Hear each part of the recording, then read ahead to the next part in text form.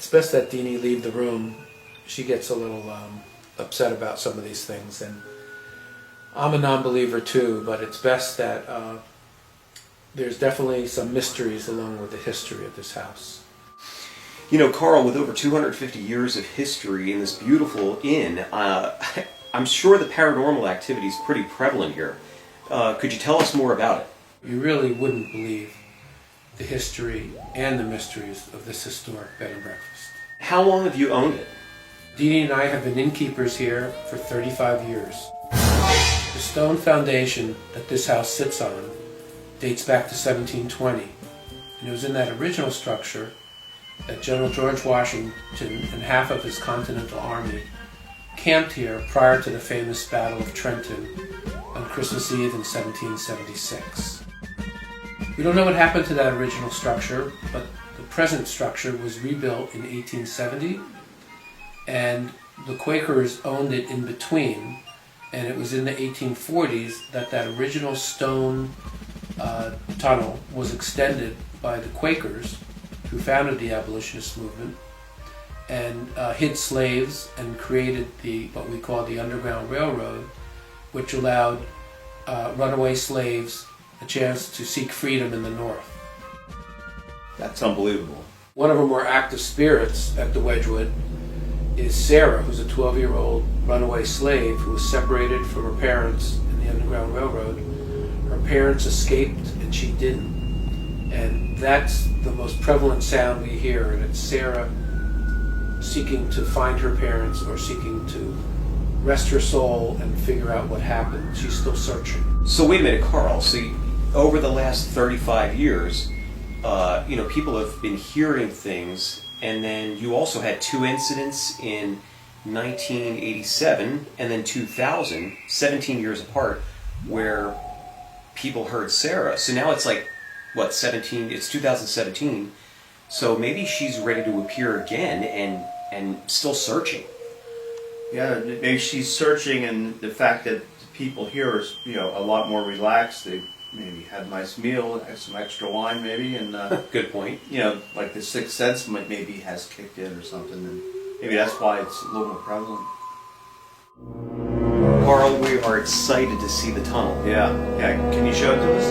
Yes, by all means. Follow me.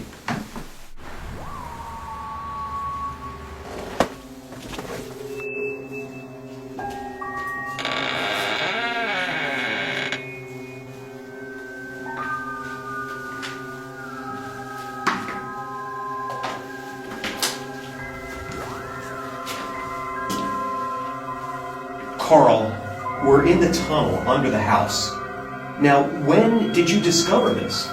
Well, we did a major renovation project in '99 when we put a big addition on. And it was then that we discovered that this existed.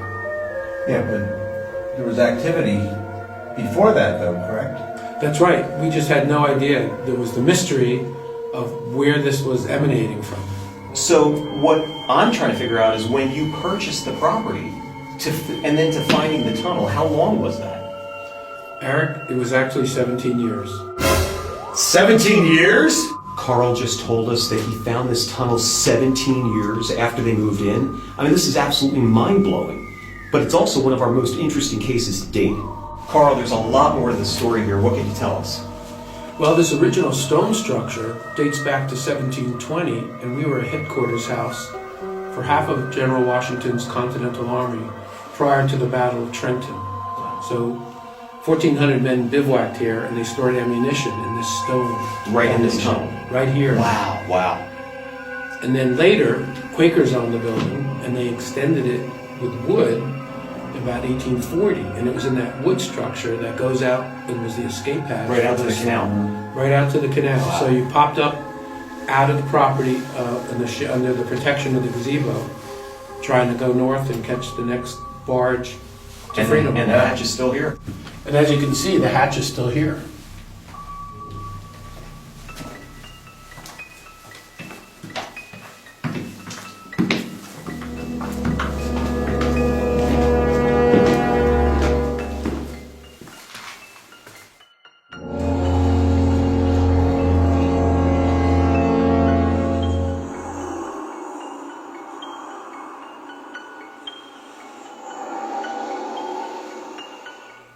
So it's here, we are now in Sarah's domain. The hollow sound you heard is covering up the secret staircase that went from the second floor down into our underground tunnel. And it was here that Sarah revealed herself twice to other girls her age, in 1987 and again in 2000. And it's the year 2017, and she's about to reveal herself again.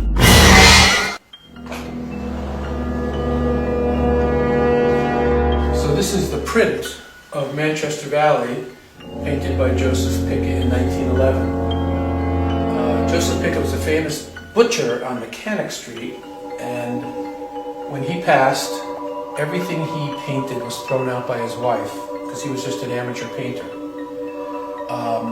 This was painted from our backyard, and unbeknownst to us, when the Wedgwood Inn put in a second gazebo, we plopped it down almost exactly where Joseph painted this infamous picture, and we can still see it from our backyard. And he's wearing his butcher's clothes, and which has some blood on it, so he could scare some people, but he's just a painter, and he's recreating this painting again and again. And our guests have seen him over again since we have been here, and we've had the gazebo there for 33 years. And unbeknownst to us, we plopped it right on the site where he painted this picture.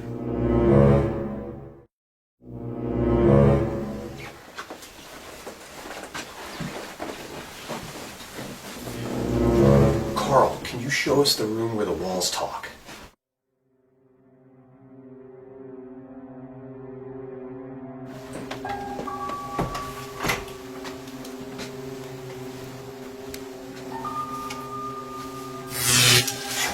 Dave, did you feel that? Yeah, I what felt the hell that. was that? Cold, it was cold. Yeah, it was a cold blast. Well, Eric, I'm not surprised. No one sleeps alone in New Hope.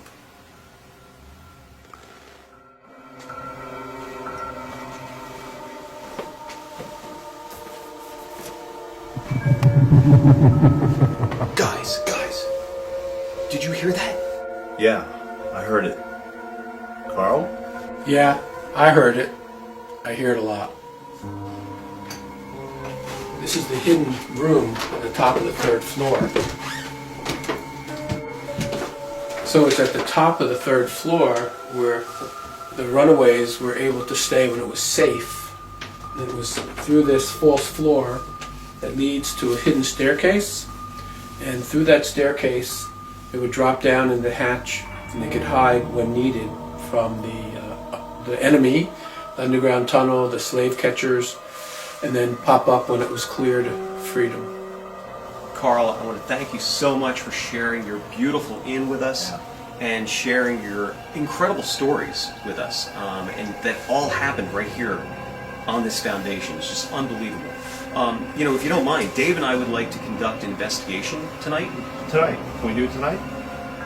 Wow, well, we do have some guests here. We're a real inn, but yeah, let's try it.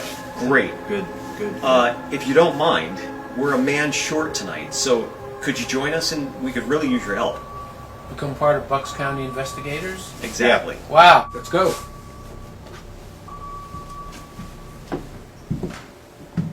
Carl, thank you so much for helping us out tonight. We really appreciate this. We're a man short, and we really need the help on this. I know we have Tom is helping us videotape. Right. But listen, here's what I want you to do. Take this radio. If you see or hear anything, get on the damn radio, right there. Yeah, don't hesitate. Just get on the radio right away.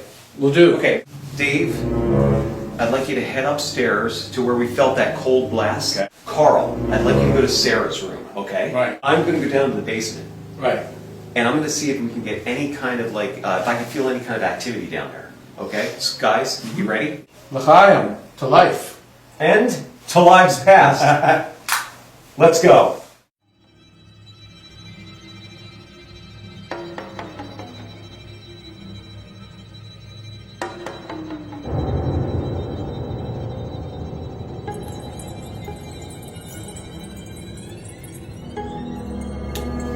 Dave, go! It's Dave. Go. Carl. It's Carl. Go. Go for Dave. It's Dave. Go. I haven't seen or felt anything. Have you? Yeah, no, I don't feel any cold or anything. No, nothing. Eric, Sarah's room upstairs is clear. I'm coming down.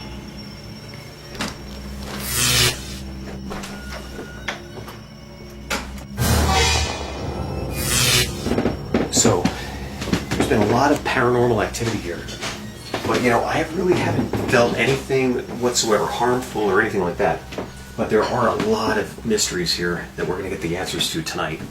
So, I'm down here in the basement. I want to check it out again and see what's going on. So, come on, Tom, follow me. Hey, let's meet back downstairs. I'm on my way.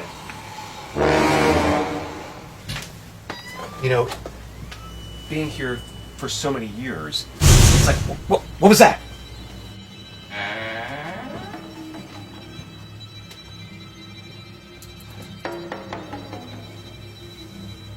Oh my God, the gate's open. We shut it when we left. Go for Dave. It's Dave. Go. Did you shut the gate when we left? I shut it when I left. All right, well, you know what? I'm not hearing anything, I'm not seeing anything or feeling anything, so I'm gonna come back upstairs. I'm gonna go downstairs and meet Eric. All right, I'll meet you down there too.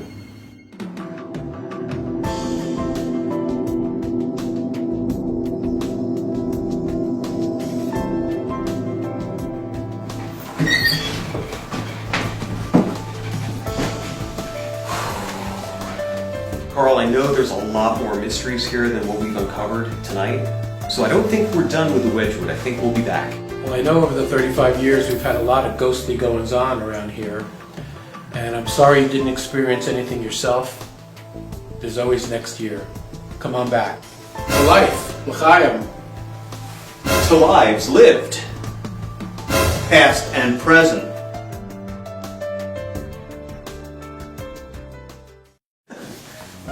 Carl, you got our sophisticated tool there? Yeah, this is it. I'm really impressed at the tools that the Bucks County Paranormal Investigators use in the 21st century. I'm looking at this freaking little... It's a ghost detecting detector. Yeah, I see it. It takes air altimeter, it's a thermometer. It'll also make coffee. Holds the door open. Only the best. Only the best Only the for best. the Bucks County Paranormal. I knew I shouldn't have gone with the lowest bidder on this project.